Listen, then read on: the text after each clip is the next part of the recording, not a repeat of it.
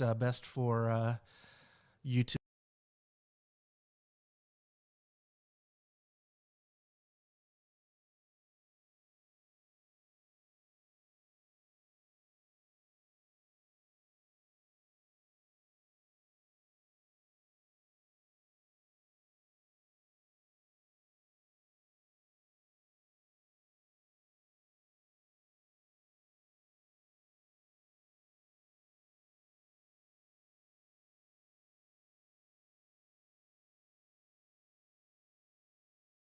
Cool. So everybody that's here, as we are starting here, what I want to do is I want you all to write in where you're at, where you're located right now. It's always fun to see how far people come for our virtual events.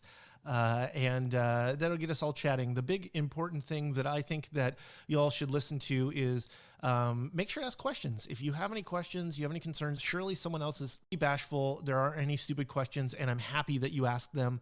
Us being able to have back and forth is really good. So it's going to make everybody's learning better if you ask the questions you have. So if you have a question, don't be bashful. Please, I encourage you, please, ask your questions. We're going to be talking about everything. Is this happening? Yes, it's happening. If you can't see me, refresh. Awesome. So today, let me get my little script here. Today, we're talking about multicam.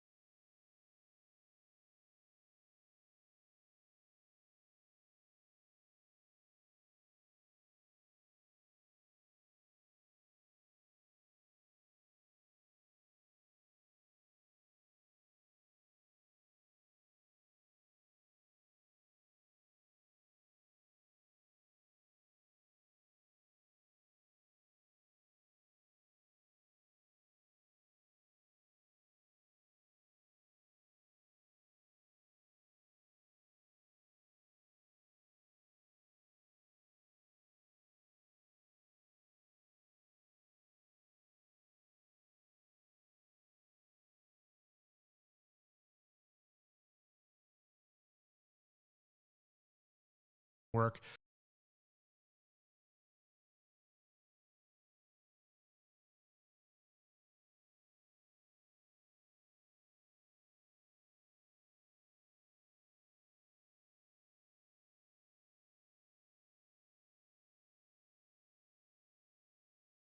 Live.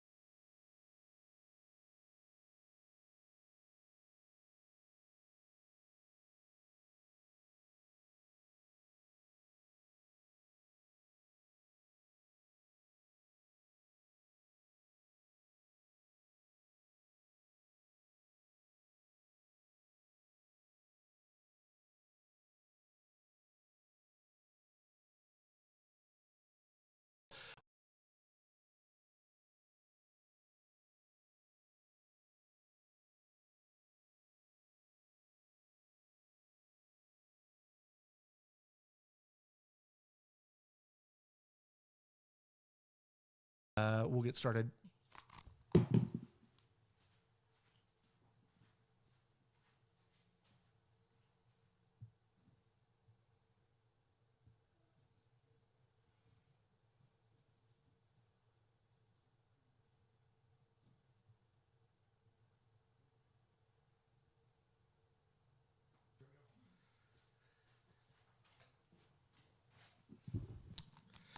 All right, if you can hear me but you can't see me, refresh your page because for this broadcast, I wanted to make it look as awesome as possible, but unfortunately, you were going to have 4 megabits instead of 8, but it should be a lot more stable now for everyone. So with that said, I'm going to jump into this presentation and go from there. Let me make sure to get my questions up here. Do I not have my glasses? Dang it, I took them off somewhere. Bummer, they're probably at my desk. All right, so let's get over to the presentation, Haley, if you hadn't already. And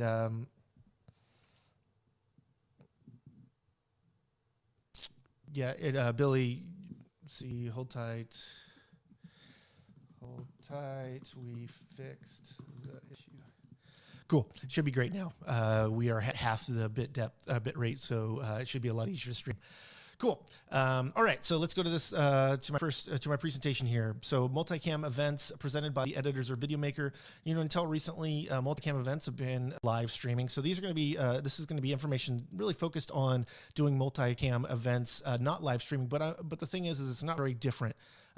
So they are there's a lot of stuff. In fact, all of this stuff should be able to be applied to streaming. There's just more steps, which is getting onto the internet and presenting your information that way. So we're going to be going today over shooting. We're going to talk about camera position and sync. Then we're going to move on to audio capture. We're going to talk about a single man or single person versus multi-person teams, and then talk about cable management. This is a really big key. It's kind of a boring idea to think about talking about cable management, but not only will it make your insurance premiums lower, it'll keep someone from tripping and wrecking your equipment. Then we're going to talk about live switching.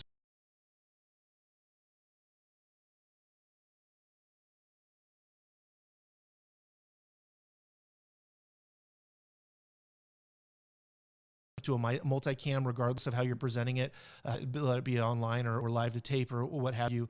And the reason for this is that you want to make sure everybody's on. So when you're wanting to switch to another camera or whatever, that you don't have all the cameras and everything doing something different and out of the control of the director. So that communication between the cameraman and the director is really, really important, or the camera person. And then lastly, we're going to talk about editing and working about in doing a multicam work.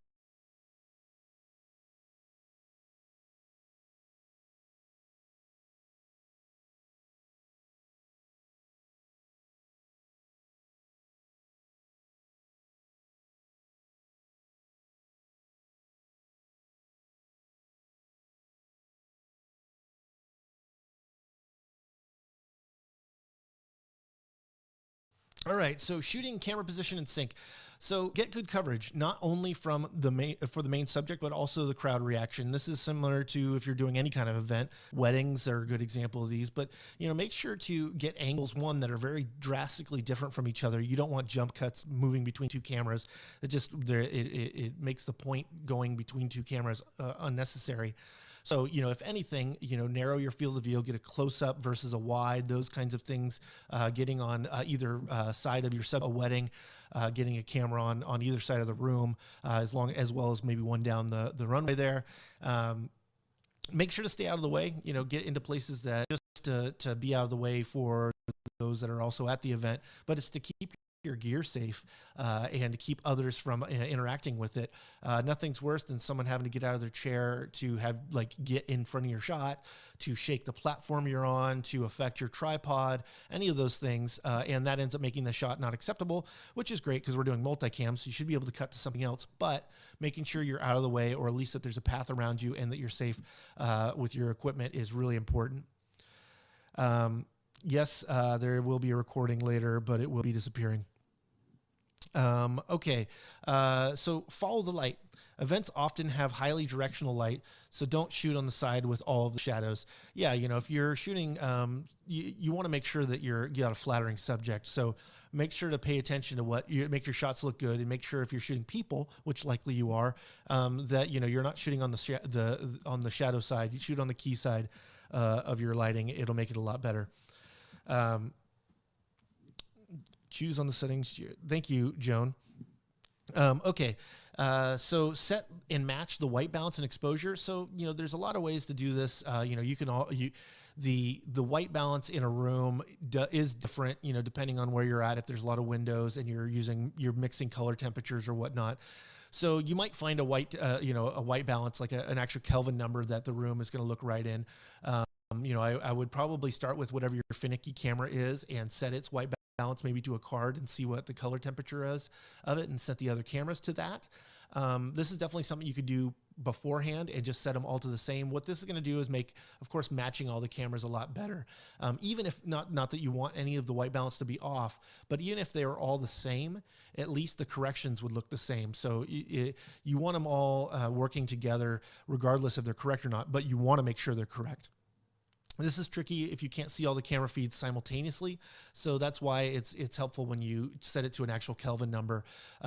Look out when you're working from cameras of different manufacturers, because sometimes the way they measure the color temperature on the light meter within the camera might be a little different.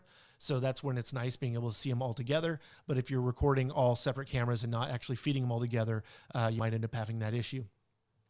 Haley, you're not going to be able to monitor using that headphones.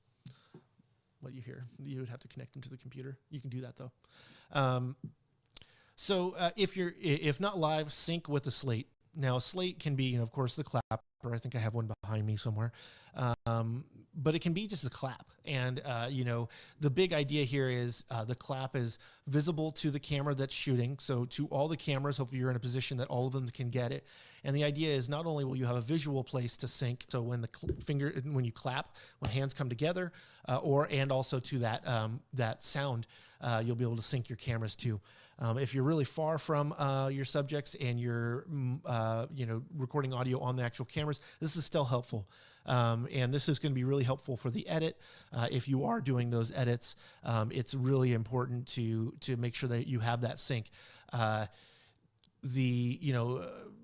Editors are a lot, your Premiere, your Final Cut, they're better at syncing stuff than they ever have been. And you don't necessarily need this identical spike on all of them. They will probably do a good job, but they'll work perfectly if you give them a slate. So it's just one of those things that's like really easy to do, really easy to forget.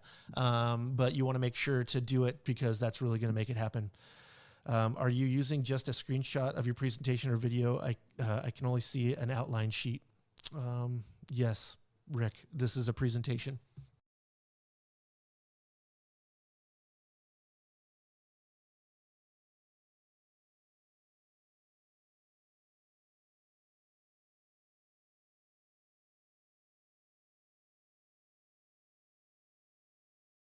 Multiple, so you can have all of the tracks going to their own track and adjust them and their levels associated with each other beforehand.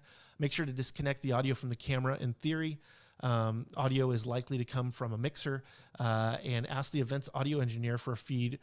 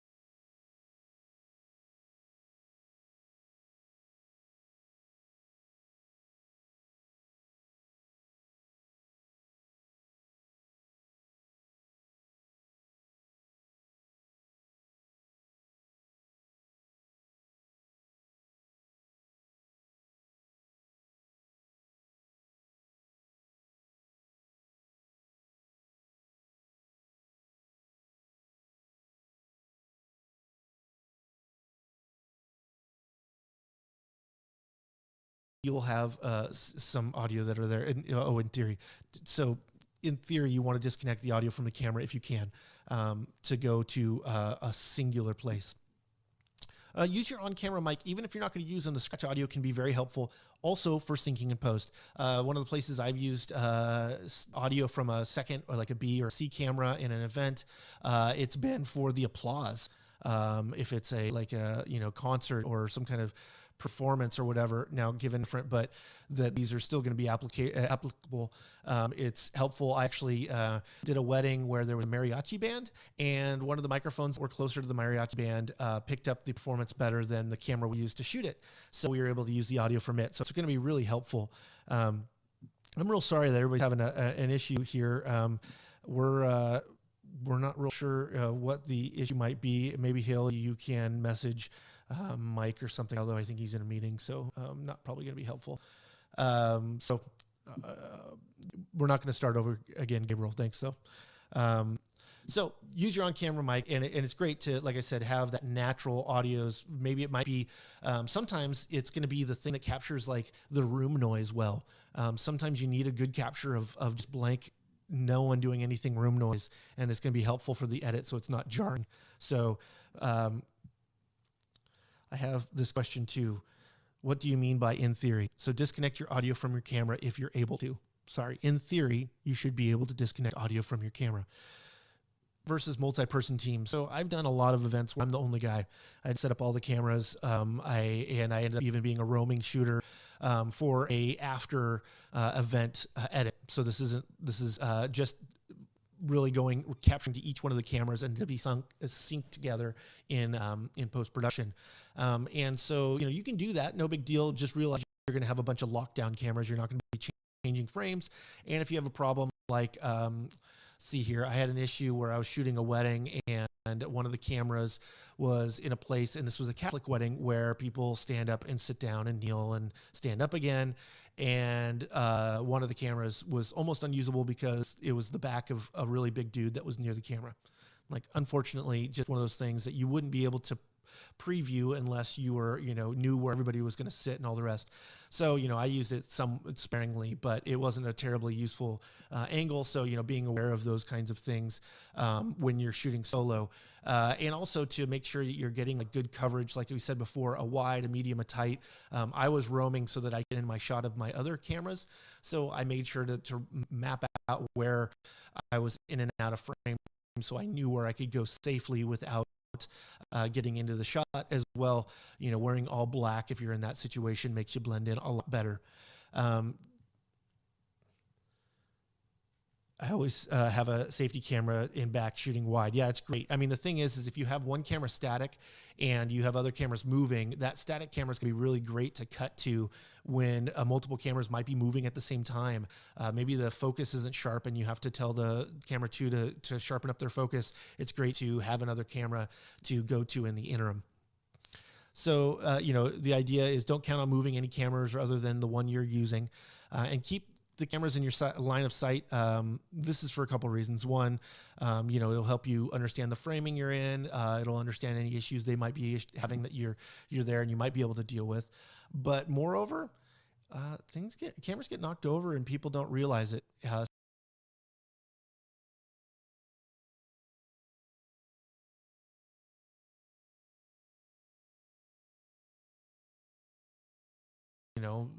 Some kind of fun thing. People are the same way. I'm sorry, Raymond, you're having to give up. We will try to, we'll be getting you there. But we'll hopefully, if you check back, maybe it'll be better. So of course, the best way is to have a team member, to have someone manned on every camera. This is going to be the best. This is going to be the most professional situation, right? Then if you have communication between all the camera people, that you're going to be able to coordinate their shots. So you're going to be able to tell the, camera one, I want a tight shot on, the hands of, a subject, or close up on the eyes because someone's crying, or you want a tight shot, a side profile, or whatever you're trying to do, you're able to communicate that to the camera person. They're able to do it. And what you're able to do is, while they're making that adjustment to get to that shot, you can use the other shooters. You'll use their feeds because they're hopefully not doing something at the same time. And if you have good communication, it's going to be really key. Now, two-way communication is great. It's great to be able to talk back and forth, but really all you need is the director to be able to tell the cameraman what to do. Now, it is great if they have problems or whatever, they can't do something for that back and forth communication. Active communication is always going to be better than passive. However, having your director is going to be the end all. If your cameraman or your shooter or you are not listening to your technical director,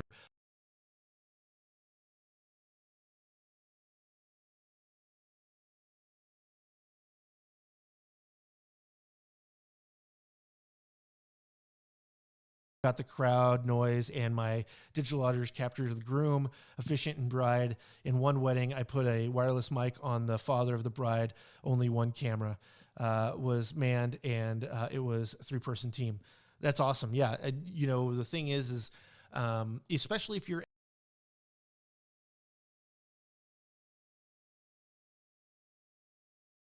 of the mother of the bride is a great touch. If she's crying, it's good to be able to hear that. That's telling that story, especially if you show her, right? The bride, or if the groom is having a hard time with his vows.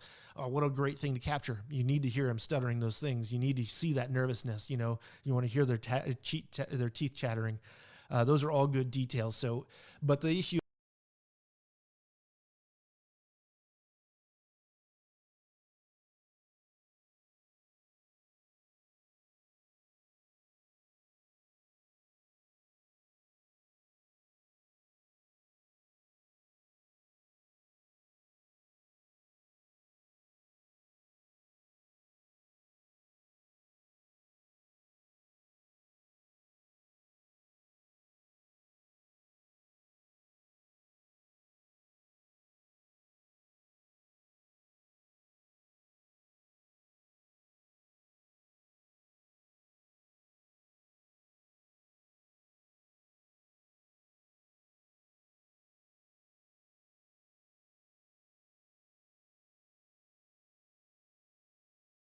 in this case, if you have someone, all the audio coming into a field recorder, Joan is saying the audio is dead.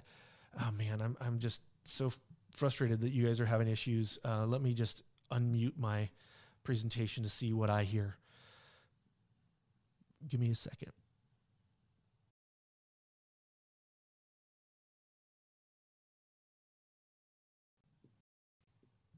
In this case, if you have someone, all the audio coming into a field recorder, Joan is saying the audio is dead. Oh man, I'm just so frustrated that you guys are having issues. Let me just. Okay, well, I just checked the audio and it sounds like it's fine from our side. I'm sorry you guys are all having issues. If you want to watch it, try watching it on YouTube or Facebook, see if it's any different. And hopefully we'll have you dealt with. So someone monitoring the audio, the big thing about this is, like, say you're doing an outdoor event, the wind blows, and you want to make sure that if you're, say, mixing all your audio and you only have one go at it, so you're not going to have all your audio inputs separately to manage after the fact. You're going to have to mix on the fly. Someone that's monitoring the audio as you go is going to be really key. If I'm doing it by myself, I'm monitoring the audio while I'm shooting. I'm going to try to do that as much as I can so that I can deal with issues if they do arise versus if they don't.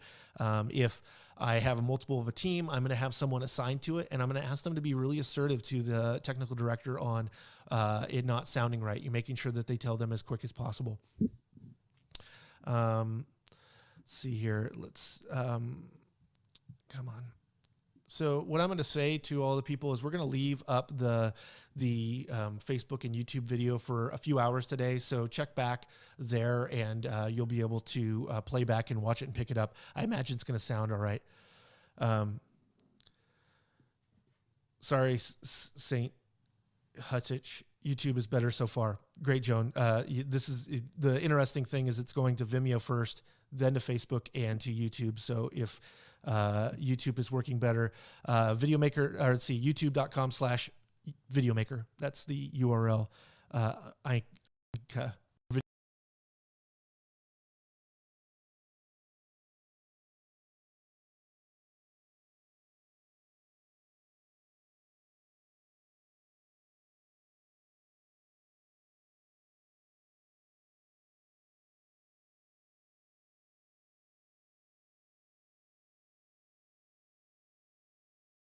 management. Now, this sounds like a really ho-hum subject, but you're dealing with a lot of cables, especially if you're doing the live switching and a live presentation of your thing. You're gonna have HDMI or BNC or SDI cables or XLR input cables or all sorts of running cables going into a main hub. And you want to make sure that when people are moving around or when subjects are moving around or whatever, that all your cables are safe from being unplugged. It's really difficult to figure out why something's not working when it gets unplugged. It's a really hard thing to diagnose sometimes, especially if you have multiple points. And you want it so in this case, so look at this image here. We have these XLRs. They are actually looped back and taped. So this way, even if they get tugged on either side, they're not going to get unplugged. XLR cables do lock together, but a lot of others don't when you're moving them that way. So make sure you have secure junctions there. Tape everything down. This is going to be the thing for insurance. One, you don't want the camera or whatever the thing's plugged into, whatever the cable's plugged into, to come down or to fall or to move in any way. So you want to make sure to tape down so it's not going to affect that. But also, you don't want people tripping. That costs a lot of money in insurance. If you thought your insurance was expensive to do the work that you do, try having some high expensive bills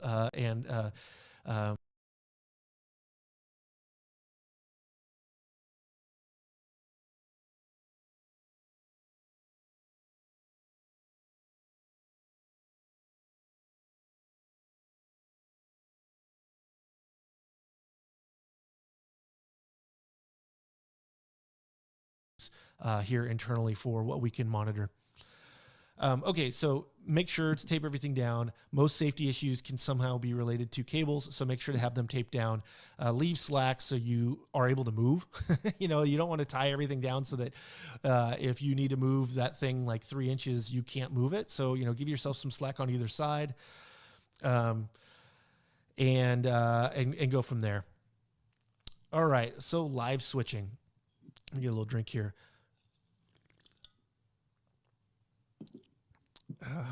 I'll watch a webinar offline later. Yeah, Gabriel, just don't stay way too far. So live switching, how a live switcher works. So a multi-viewer is feeds from all camera and other video sources. This is the place where you're going to be able to see all of your inputs. So in my case here, we have my camera of me, and then we also have our screen share. But you could have lots and lots and lots of different inputs. I mean, if you look at the switcher on the right here, this is something you're typically going to see at like a TV station. They're going to have all their cameras. They're likely going to have a video feed or two. They might have a screen share. They're going to be able to have keying and all sorts of stuff through these. And it's just going to be able to, so you can switch between inputs. That's really this could be very simple and have fewer buttons, but it would still have the same it would still do the same thing. It would just do it with fewer sources. The preview monitor, this is the place where the thing that's going to come up next is placed. So when you look and you're switching between inputs and outputs, inputs are previews, outputs are programs. So preview is the next shot you're queuing up. This is the shot you're going to cut to, or you're going to fade to, or transition to. And the program is actually what the viewer is seeing. So program is what's getting broadcast. And so this is the feed of the video, or that's live or being recorded. So it's really important to pay attention to those things. And here's where they show up in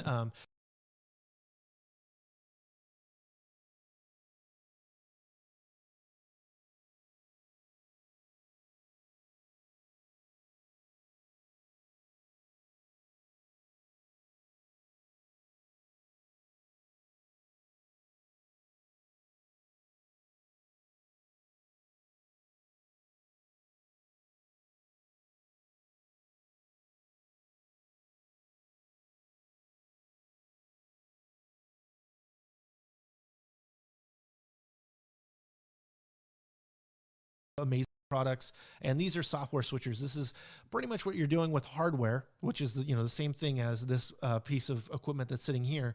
The difference is it's all within the software.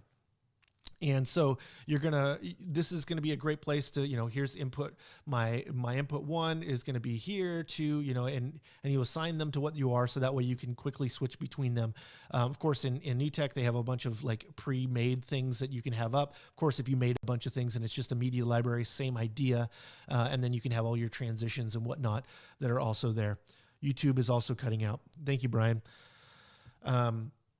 Okay, so live switching, how a switcher works. Buses. So preview bus is video selected for the preview monitor. Program bus is the video selected for the program monitor. The effects bus is used to create and editing composites, titles, green screens, and whatnot. So these are like when you're bringing things up that you would have all of your green screen keyed stuff, and you might have your backgrounds that you're going to key them on. That'd be in your effects bus, and your program bus is obviously the stuff that's selected that's going to go to the program monitor, and same with preview bus. And not too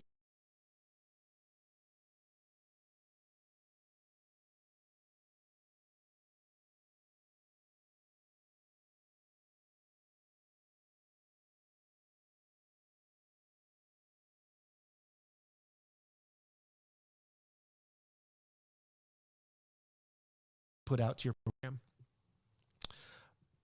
So this we can see here. So these are these program inputs here that you can also assign in NewTek's setup here. They have their what they call a T-bar or take bar, and that's just this big bar here. I'm going to go back so you can see one here. There's also one right here. It's just an actual physical thing. You've probably seen these as the thing that they use in Star Wars to go into warp speed. In fact, a lot of the technology that is used as practical tools on Star Wars to be in the film are actually video production tools like VCRs and knobs and stuff like that, which is kind of funny. Okay, so then live switching. So here's how a switcher works. A take is a swap between, these are the words you'd use. So if you say take, the technical director says that to the director, they'd be swapping the preview and the program feeds. So if I asked Haley to take my shot right now, she'd switch to my camera of me, and then that would be it. So Haley, take from preview to program. So now you see me, and we just cut between those two. We could dissolve, we could wipe, we could do all sorts of stuff, star wipe and heart wipe and whatever. You can go back to the presentation now. Take to the presentation is the way you manually animate your transitions, the speed between point A and B, between your program and your preview, or your preview and your program. This again also can be assigned to a dissolve or a wipe or whatnot, but this makes it so you can manually do it. There's an automated T-bar, which hyperdrive, Starworks, hyperspeed, warp speed. Oh, yeah, sorry, Glenn. And so the auto would be what the T-bar transition does, but in a pre-designed speed. So if you want your transitions to take a second, you can pre-design those and make it so it's smoother. If you're not, say, very smooth at using the T-bar, I like to use automated and just have my settings set up, because I'd rather click on one thing or press one button versus having to manually do it. But in some live situations, it's good to be able to have that. And it's also really great to be able to go if you have to switch to another camera really quick. That T-bar is handy. Now, audio does not follow camera sources. It is handled through a mixer, but either built into the switcher software or via external mixer. Now, this is something that I've dealt with and had for troubleshooting, especially going live. So right now in our setup, I actually have a microphone that's going into a mixer. Mixer's going into our hub of inputs. It's a Sling Studio, and it just has an audio input. And so we have all the audio inputs going into that. So it's like going into a mixer and then going into our switcher. However, because it actually takes our HDMI inputs, we can actually have audio follow video. So it could actually be every time I cut to the camera of me, it goes to the microphone that's connected to the camera of me. That would be audio follows video. So whatever the audio is of that source, it switches to that source. And so if you are doing a switch, sometimes you'll not know it actually says audio follows video. So AFV. is usually a button, and you want to turn that off because that will make it so it'll transition. Instead of going to the music, the audio that you have going as a hub in, you actually have, you'll be taking the audio from the camera. And if you have a microphone on the camera, maybe it's better. Maybe that's what you want to do, but beware of that. And that's actually somewhere where you'll have a lot of troubleshooting issues if you're doing a live stream or whatnot. Is you're like, oh man, the audio all of a sudden sounds bad when I switch this camera. It's probably audio follows video is probably your issue. So let's move on to the next thing. So live switching and how to direct. This is something that, well, like a director on location, that, like, they are in charge. Really, no one should be giving ideas at this point. This is the technical execution of the event, of the program, of whatever your content is you're making. And so really what they say goes. They have a wide, a high view, high level overview of everything. So likely any one position, camera operator, engineer, whatever you are, that it's the director's job to have a wide purview of all things and be making the choices based on what they wanted to do with the program. So it's really important that the director has end all. So usually it ends up being radio silence except for the director, and responses only when the director asks you questions. So it's not one of those things where people are having a conversation about something or doing anything else. It's like, it kind of reminds me of the way CBs used to be. Only channel 9 is for emergencies only. And that's really the idea here with the communication here, is that if you're a cameraman, you're only bringing something up to talk about if you're going, hey, I need this. Otherwise it's, the director asking the cameraman, ready your shot. And the operator will say ready. We'll go through that. We have kind of a script here so you can see how that communication will go. So you must have at least one-way communications with the camera operators if you're doing a multi-cam shoot. The idea of a technical director is the person that is maybe pressing the buttons, or it might be the person that's standing over the person pressing the buttons. Technical director tends to be the person pressing the buttons, but they can be the other if you're just having someone actually just execute. And this communication's got to be key. We talked about it earlier, to make it so that you aren't all doing something different. The thing is if you're shooting something exciting, all your camera operators might be wanting to go to that exciting thing. And the goal of the technical director and the director is to make sure that they have something to go to while everybody's adjusting their shot. And that's really key when you're doing multicam. If you don't have something to cut to, likely is you're going to fake it. You're going to find something else and cut to that.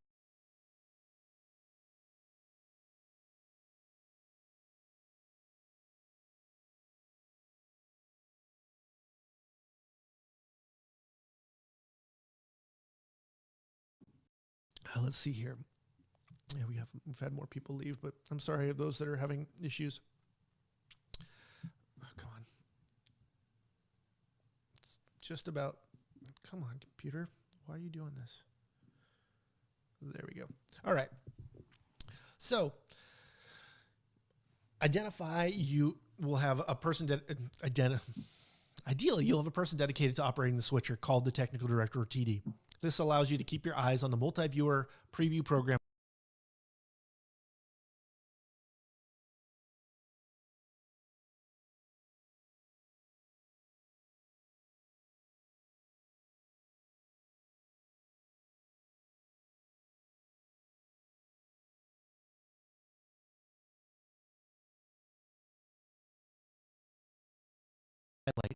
They're need to get a close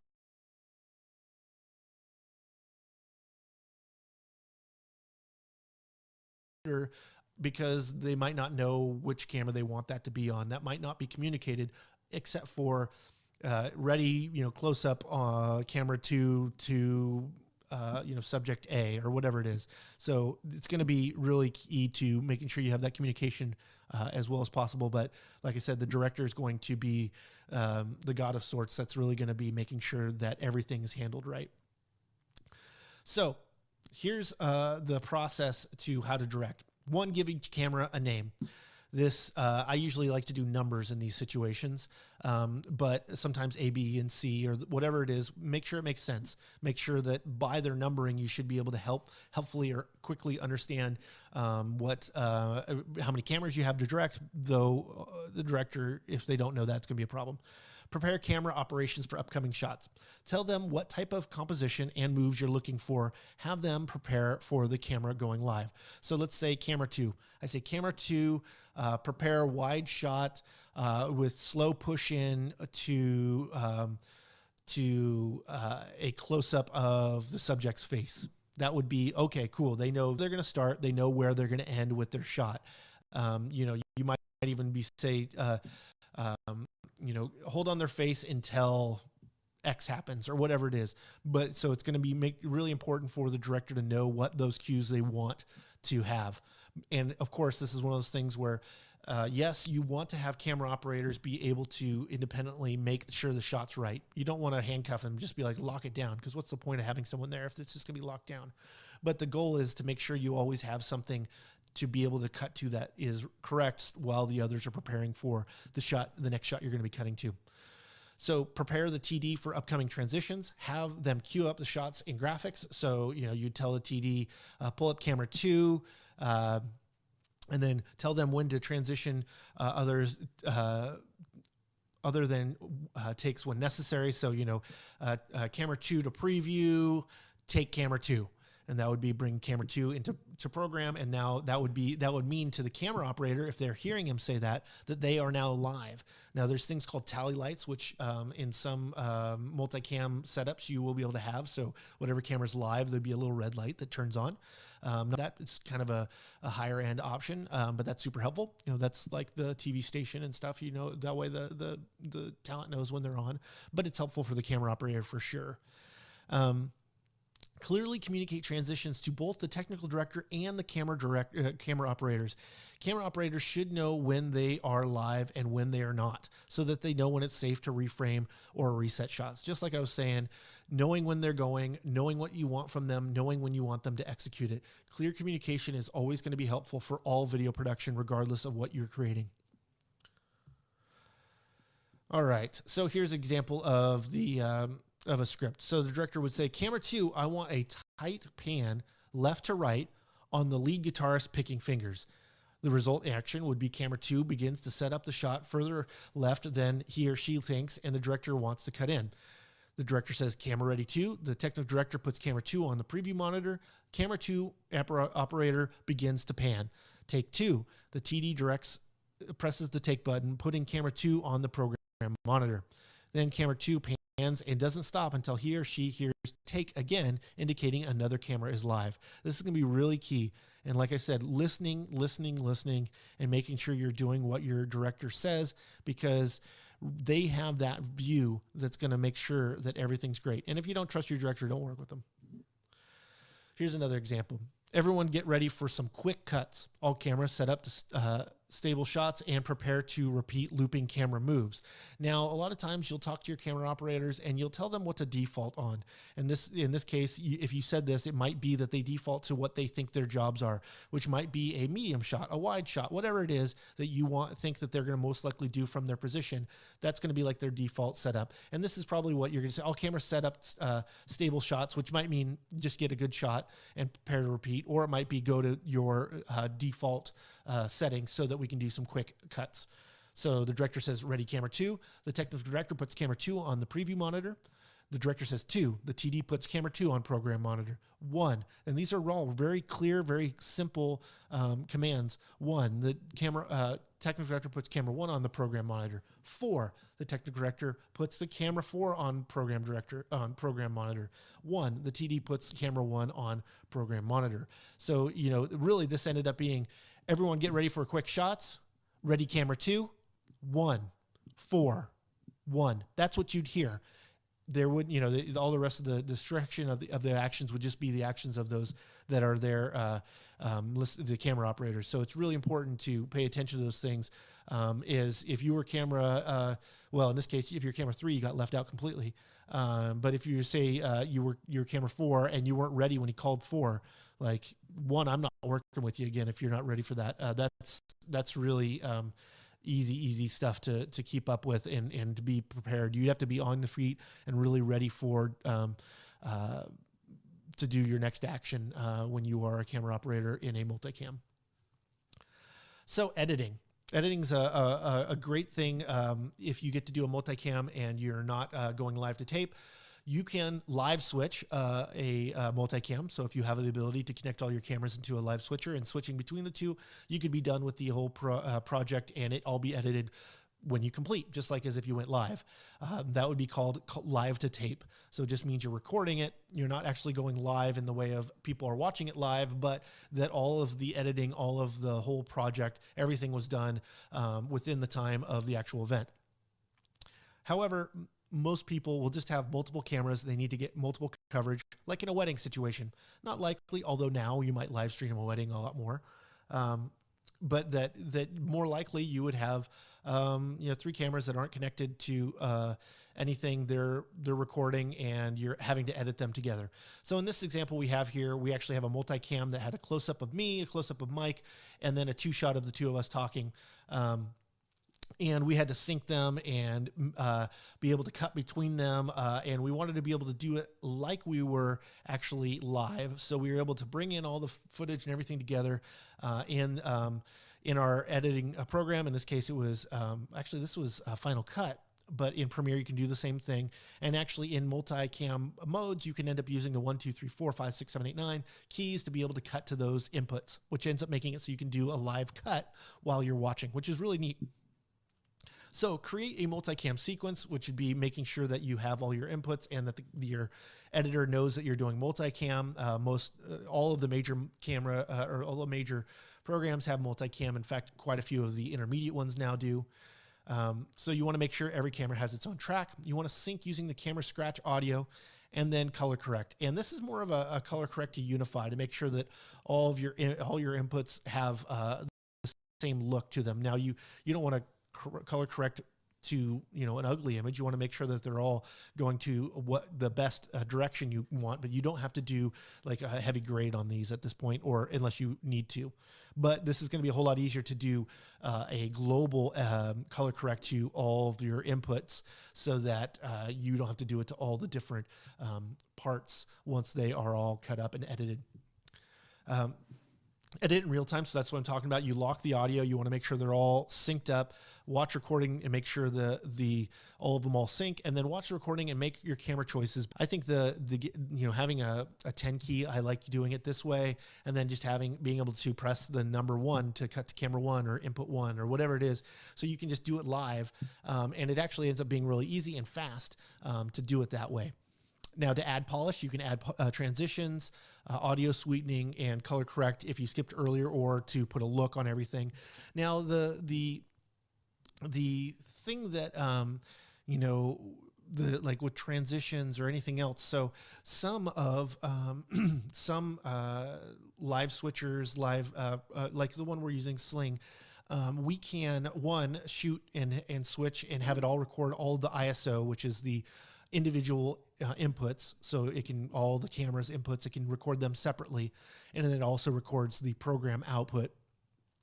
But that you can, that with their, plugin, you are able to actually bring in, if you were actually capturing on each camera in 4K, you're going to be able to bring that footage in, and it's going to be able to swap out, and you're going to be able to use those higher quality footage if you want. It's kind of like a proxy workflow, but somewhat augmented.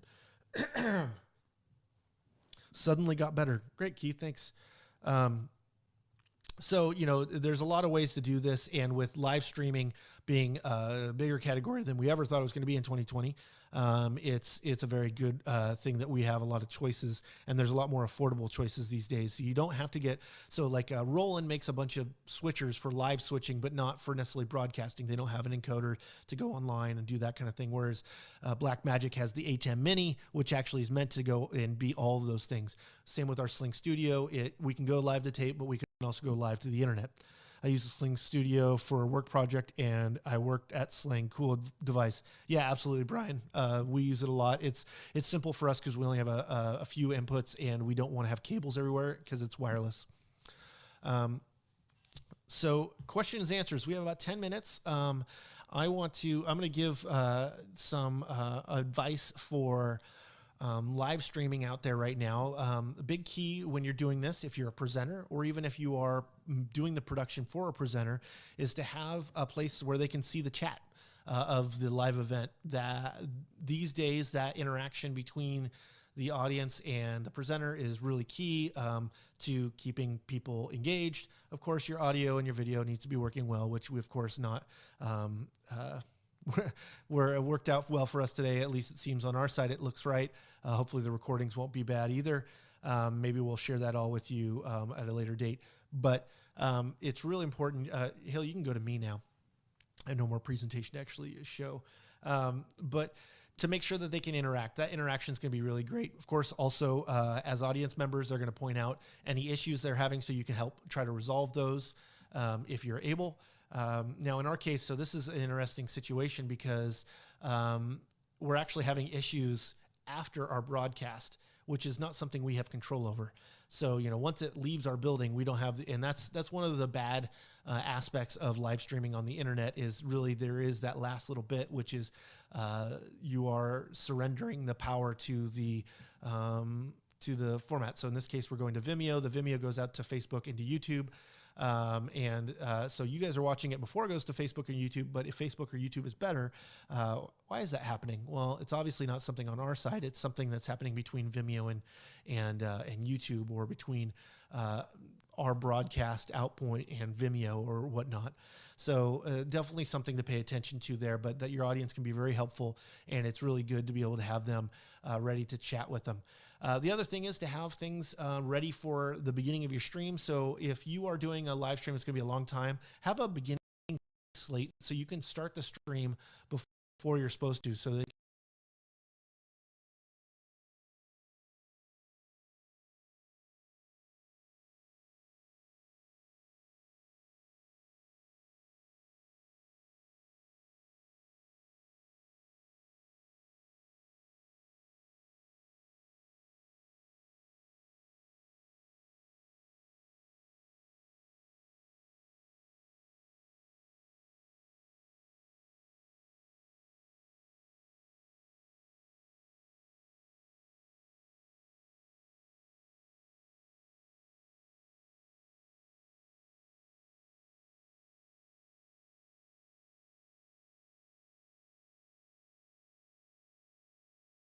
here, it looks like Joan was perfect till now. So it seems like every time I start talking about it. Any advice for two-person, two-cam shoot with no communications, B-cam operators? How would best avoid both zooming in or out? Dave, I would say a third camera. Or in that case, sign language is a really great way. Just, getting eye contact and pointing.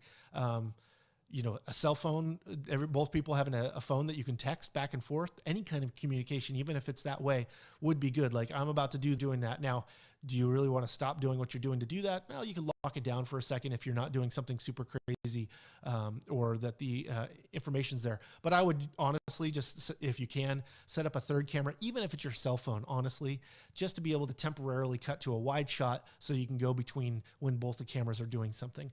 That's really the easy way to dealing with it. But communication. I mean, you could have earbuds and you could have a call between the two of you going the whole time. That would work. That's an easy and cheap way. Sorry, Keith. I don't know what we can say about it. See other live event stuff. Making sure that all of your cameras and everything has batteries. I would say live events, a lot of times you want to do AC power if you can. If you don't have a camera that can last for a really long time, obviously those cameras like DSLRs that have a record time limit are probably not going to be great for things that are longer than 30 minutes, 30-minute presentations. Very, very important. I like to, if you're buying equipment for your live stream, having the cameras all the same. that's going to make a whole lot easier to make it so that they all look the same. It's really, you would be amazed, even cameras of the same manufacturer looking quite different from each other. So finding good cameras that mix. So I'm shooting right now on a Canon C200, and we've used quite a few cameras mixing in with this. So the EOS R, the Panasonic S1, the Panasonic S1H, and our latest one, which is the Canon R5. And all of those did a poor job, except for the R5, of mixing well with this camera. They just didn't look right. When you put the same amount of contrast, the same amount of saturation, they just didn't mix well. So we kept trying to get a camera that matches better. Of course, that for us that has cameras coming in and out, so it's easier to do that research beforehand, finding cameras that mix well together. Sony does a really good job of this, trying to make it so that their picture profiles are great, regardless of the camera you're using, from like their A6000 line all the way up to their like Venice, that you could shoot in S-Log3 or any of their picture profiles and have a unification there. It's definitely far more difficult to match cameras that are shot in log. There are a couple, there's actually one specifically, Film Nitrate makes a plugin that will actually help you unify your cameras if you have cameras of different manufacturers and you shot in log. So they actually, did a lot of work on making specific LUTs to apply so that your Canon and your Sony will look very similar color-wise with just a couple clicks of a button, which is really pretty great, but it's expensive. Loretta says, I'm a 70-year-old newbie, and someone gave me an MP4 video and they want me to add photos and music to it. I can put an MP4 on the timeline. Yes. Yep. Put an MP4. Loretta, I don't know what program you're using, quite frankly, but really important you can just bring it in and likely it'll work. MP4 is widely available and widely compatible. Giza asks, is it possible monitoring for camera software on the computer and a different computer for a separate person to monitor incoming messages on chat? How? Yes, a separate computer. So this is what we have right now. So right now we're actually using an iPad to do the switching, but that's just the interface. Haley's got a laptop that is just set up to the chat, so she can take a look at that and make sure that we're on top of it. But I also have a computer with the chat, and then I have my presentation computer. So, computers aren't cheap, so having multiple computers is probably an expensive. It's definitely a way to do it. You can monitor on your phone, on an iPad, or anything like that. Definitely very helpful to have those things. And like I said, I have a computer here just so I can manage that communication. Managing everything, long cable runs, HDMI doesn't like to run more than 50 feet. So beware of that. Make sure you have cables that are flexible. We have some really long cables and they're really rigid and it's a pain in the butt. They are covered in fabric, so they're tough, like they're woven on the outside, but they get really easily tangled and have really big loops in them. So they become kind of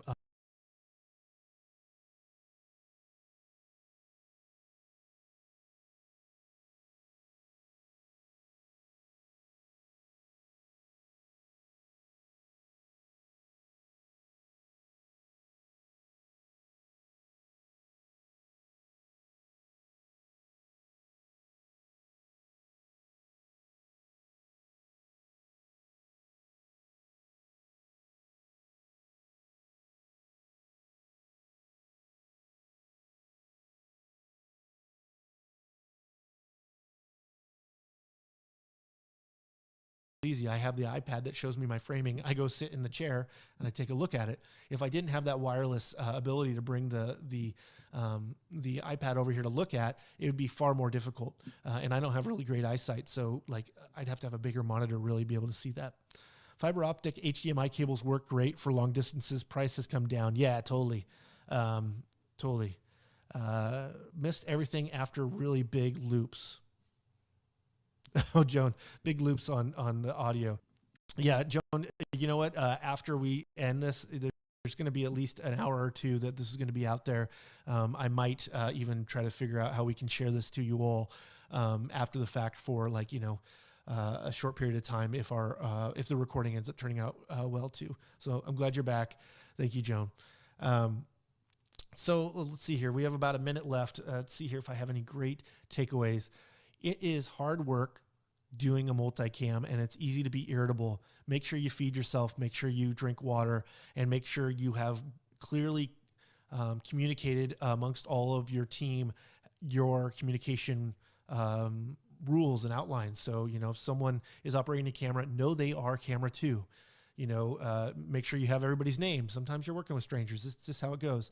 Make sure you have a way to communicate. Make sure they know what language you're speaking, not necessarily like English or German or something like that, but more of like what terms you're using. That's why we like to use the same terms for everything, but not everybody is. And the thing is, you just need to make sure that the communication is unified amongst all your operators so that they know what to do and that it's easy to communicate with them.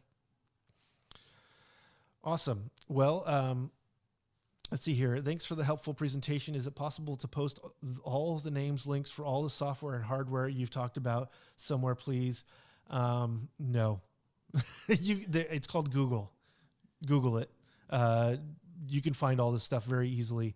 I'm sorry, but it's just it's too easy to do that for you to do it yourself. So I'm just going to have you do it, and hopefully you'll learn a thing or two, because I think most technical issues can be served well by a good Google search. Okay, that's about it. It's 12 o'clock. Thank you all so much for participating.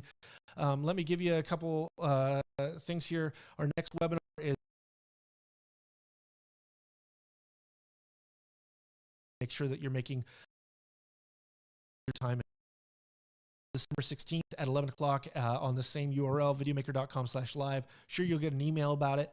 And if you want to watch this after we're done recording and get our PDFs of our presentation, we can provide that to Plus members. So become a Plus member, you'll have access to that. We have a free online video virtual event happening Wednesday, December 9th. This is going to be brands presenting information, educational information using their products. It's really great. We've had 2 of them so far. It's been fantastic. That's on Wednesday, December 9th, starting at 9 a.m. And go to sign up for that at videomakerevents.com. For myself, Chris Monlix, and Haley LaPlante, our technical video maker, thank you for tuning in. We're really glad you did. Hope you learned something. And if you did come back and you want to rewatch the recordings, we'll leave them up for a couple hours and take a good look.